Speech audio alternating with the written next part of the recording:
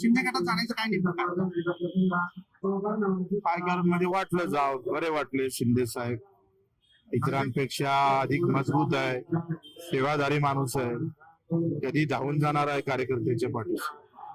बच्चूकडून मंत्री केली आमची चूक झाली, उद्धव ठाकरे म्हणाले. मला उद्धव साहेबांना प्रश्न विचारायचा आहे, पहिले ते मुख्यमंत्री झाले का पहिले मी मंत्री झालो?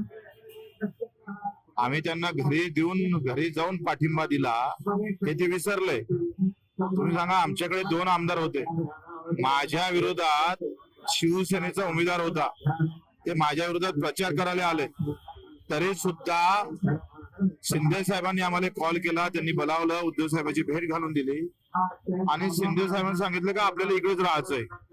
त्यावेळेस बीजेपी, काँग्रेस, राष्ट्रवादी सगळे आमचे पाठिंबा मागत होते.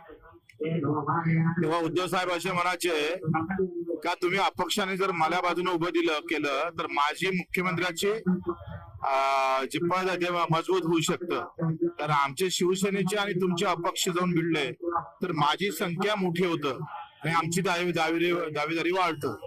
आता हा चांगला विचार करून आम्ही त्यांना घरी जाऊन पाठिंबा दिला आणि पहिले मुख्यमंत्री होते का नंतर मंत्री होते हे उद्धव साहेबांना सांगावं. तुम्ही तिकडे गेला असाल. आमच्यावर एक टीका होती की तुम्ही सत्तेसाठी आता शिंदे गटामध्ये गेलात, विरोधी पक्षामध्ये राहून जनतेचे प्रश्न रस्त्यावर तुम्ही मांडत होता.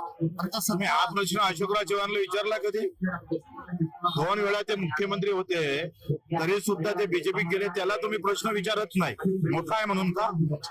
मोठा आहे म्हणून नाही, ते वजनदार आहे म्हणून आणि मी हलका कार्यकर्ता आहे म्हणून. हे प्रश्न इतरांना विचारा ना तुम्ही. तुम्हाला इतर पार्टीकडून ऑफर होते असं तुम्ही बोलला. हा बरोबर आहे, त्यावेळेस तर सगळ्यांचेच फोन चालू होते ना.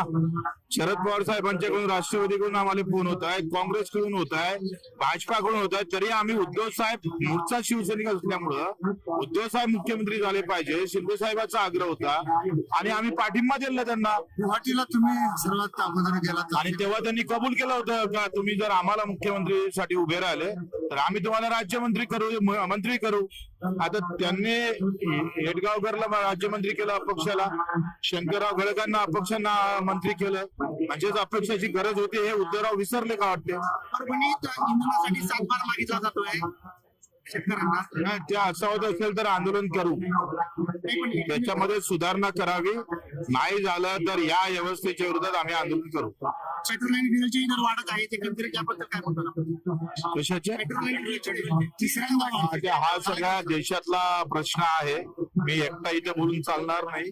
फक्त शेतकऱ्यांच्या ट्रॅक्टरांना डिझेल भेटासाठी आम्ही रस्त्यावर उतरू.